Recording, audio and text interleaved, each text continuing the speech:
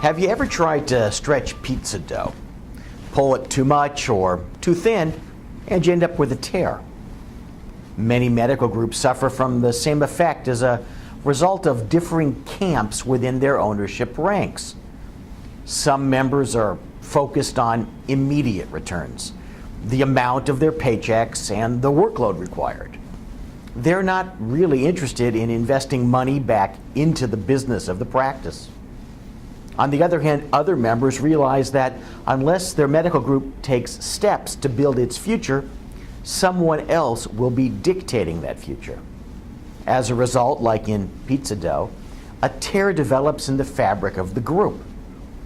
Groups need to determine why they are in business.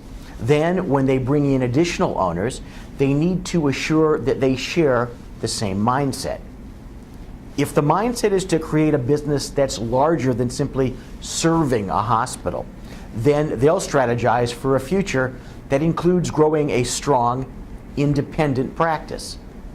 If it's simply to maximize current income, then there's not much need to strategize for the future because the group won't have one.